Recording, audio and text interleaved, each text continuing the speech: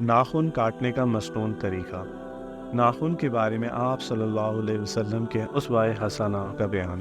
سیدھے ہاتھ سے کرنا، شہادت کی انگلی سے شروع کرنا، شہادت کی انگلی کے بعد بیچ والی انگلی، بیچ کی انگلی کے برابر والی انگلی، سیدھے ہاتھ کا چنگلیا یعنی چھوٹی انگلی، الٹا ہاتھ، پھر الٹے ہاتھ کا چنگلیا، چنگلیا کے برابر والی انگلی، پھر بیچ والی انگلی، بیچ کی انگلی کے برابر والی انگلی، الٹے ہاتھ کا انگوٹھا، پھر سیدھے ہاتھ کا انگوٹھا آخر میں کرنا۔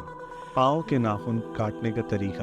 پاؤں کے ناخن کاٹنے میں حضور اکرم صلی اللہ علیہ وسلم حسب ذیل طریقہ استعمال فرماتے۔ سیدھے پاؤں چنگلیا سے شروع کرتے اور بالترتیب انگوٹھے تک ختم کرتے، الٹے پاؤں انگوٹھے سے شروع کرتے اور بالترتیب چنگلیا پر ختم کرتے یعنی چھوٹی انگلی پر ختم کرتے۔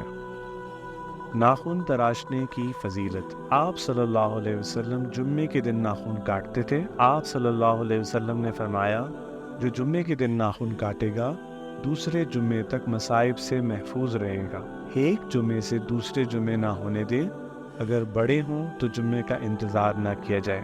ناخن تراشنے کے مکروہات۔ ناخن جزء انسانی ہونے کی وجہ سے قابل احترام ہے، اس لیے ناخن کاٹ کر کوڑے کرکٹ میں پھینکنے، بیسن یا گٹر میں بہانے کے بجائے مٹی میں ڈال دیں یا ایسی جگہ جہاں گندگی اور ناپاکی نہ ہو دفن کر دیں۔ فقہائے کرام نے ناخن کو گندگی میں پھینکنے کو مکروہ اور بیماری کا سبب قرار دیا ہے۔ دانت سے ناخن کاٹنا مکروہ اور تنگی رزق اور فقر غربت کا باعث ہے۔ رات کو ناخن کاٹنے میں کوئی کباہت نہیں۔